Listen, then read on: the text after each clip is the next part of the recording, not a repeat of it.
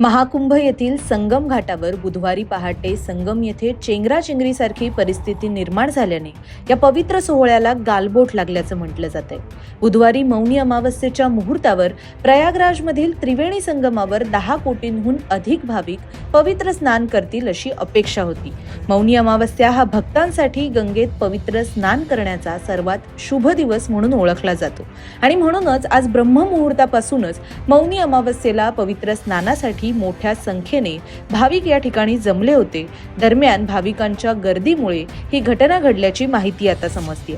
आता या घटनेत जखमींचा आकडा किती, मृतांचा आकडा किती याविषयी मात्र अद्याप कुणीही अधिकृत माहिती दिलेली नाहीये। एकीकडे चेंगराचेंगरीही झाली नाही असं पोलिसांकडून सांगण्यात येतंय, तर दुसरीकडे स्वतः राष्ट्रपती, पंतप्रधान, संरक्षण मंत्री यांनी आपल्या सोशल मीडियावर पोस्ट करताना या घटनेत ज्यांनी आपले प्रियजन गमावले त्यांना आधार देणारे मेसेज लिहिलेत। त्यामुळे आता खरोखरच प्रयागराजमध्ये काय झालंय, महाकुंभ मेळ्यात मृत्यू झालेत का याबाबत एका अर्थी संभ्रम निर्माण झालाय। पंतप्रधान मोदी, मुख्यमंत्री योगी आदित्यनाथ व पोलिसांनी नेमकं या घटनेविषयी काय म्हटलंय ते आपण या व्हिडिओच्या माध्यमातून जाणून घेऊया। नमस्कार, आपण पाहत आहात लोकसत्ता लाईव्ह। लगभग 8 से 10 करोड़ श्रद्धालु इस समय प्रयागराज के अंदर मौजूद है। कल भी 5.5 करोड़ श्रद्धालु जनों ने महाकुंभ का स्नान किया था। ये जो भारी दबाव श्रद्धालु जनों के कारण और श्रद्धालुओं के संगम नोच पर जाने के कारण वहाँ पर एक बना हुआ है, लेकिन पूरा प्रशासन मौके पे वहाँ मौजूद है। रात्रि को 1 से 2 बजे के बीच में अखाड़ा मार्ग पर, जहाँ पे अखाड़ों के अमृत स्नान के दृश्य से बैरिकेड्स भी किए गए थे, तो बैरिकेड्स को फांद करके आने में कुछ श्रद्धालु गंभीर रूप से घायल हुए हैं। उन्हें तत्काल हॉस्पिटल में पहुंचा करके उपचार आदि की व्यवस्था उनके लिए की गई है। उनमें से कुछ श्रद्धालु गंभीर रूप से घायल हैं। लगातार प्रशासन स्थानीय स्तर पर श्रद्धालुओं की सकुशल स्नान कराने के दृष्टि से रात्रि को कल सायंकाल 6:30-7 बजे से ही मौनी अमावस्या का मुहूर्त प्रारंभ होने के बाद से ही लगातार लगा हुआ है। प्रयागराज में महाकुंभ में श्रद्धालु जनों के सकुशल स्नान करने, अमृत स्नान के लिए देश भर से आए हुए श्रद्धालु जनों की व्यवस्था के लिए, उनके कुशल क्षेम के लिए आदरणीय प्रधानमंत्री जी का प्रातःकाल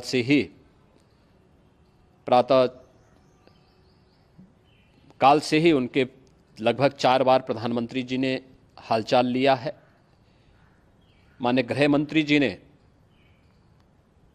माननीय राष्ट्रीय अध्यक्ष भारतीय जनता पार्टी श्री JP नड्डा जी ने, माननीय गृह मंत्री श्री अमित शाह जी ने भी, और प्रदेश की माननीय राज्यपाल श्रीमती आनंदीबेन पटेल जी ने भी लगातार जानकारी लेकर के सभी के कुशल क्षेम और सकुशल स्नान कराने के बारे में निरंतर रिपोर्ट ले रहे हैं। स्टैम्पीड वाली बात नहीं थी, बेसिकली ओवर क्राउडिंग हो गई थी जिससे कुछ श्रद्धालु घायल हो गए थे। और अभी जैसा आप देख रहे हैं स्थिति पूर्णतया नियंत्रण में है। किसी भी अफवाहों पर ध्यान न दिया जाए। मेरी अपील है श्रद्धालुओं से कि जहां भी जिस रास्ते से आए हैं, जो भी तमाम घाट उनके लिए खुले हुए हैं, उसमें स्नान करें और सुगमता से अपने घर जाएं।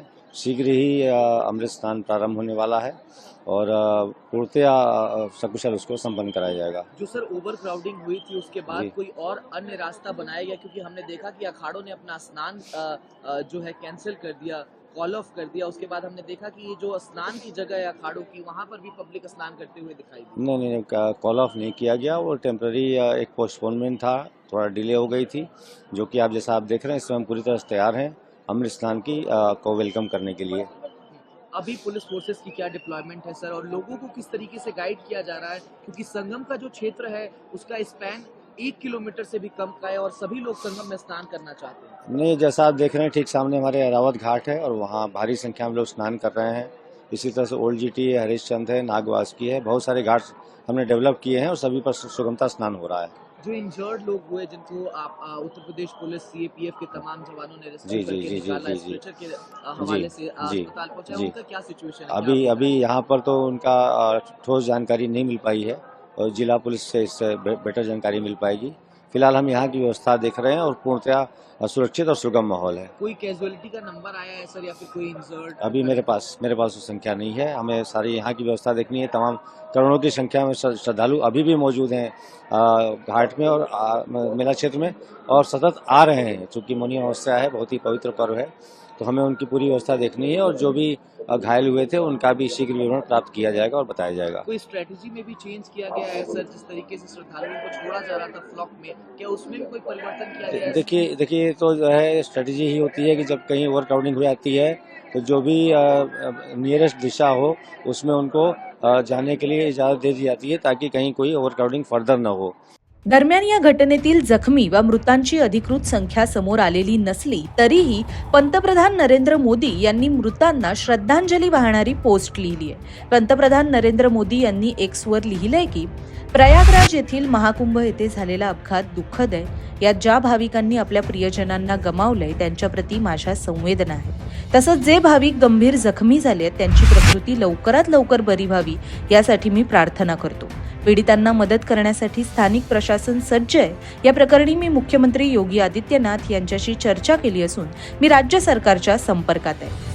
दुसरीकडे राष्ट्रपती द्रौपदी मुर्मू यांच्या सोशल मीडिया अकाउंटवरून सुद्धा एक पोस्ट लिहिण्यात आली आहे, ज्यामध्ये असं म्हटलंय की प्रयागराजमधील महाकुंभमध्ये चेंगराचेंगरीमध्ये झालेली घटना ही अत्यंत दुःखद आहे। मी हताहत हुए म्हणजेच मृत किंवा घायाळ झालेल्या श्रद्धाळूंच्या कुटुंबाप्रती शोक व्यक्त करते। तसंच मी देवाकडे ही प्रार्थना करते की घायाळ झालेल्या सगळ्या श्रद्धाळूंची प्रकृती लवकरात लवकर सुधारावी। दरम्यान या पोस्टच्या खालील कमेंट्समध्ये काही सर्वसामान्य युजर्सनी सुद्धा आपल्या परिचयाच्या व्यक्तींना दुखापत झाली आहे, त्यांची प्रकृती गंभीर आहे अशा कमेंट्स केल्या आहेत। मात्र यावर अजूनही अधिकृत अशी माहिती कुणीही दिलेली नाहीये।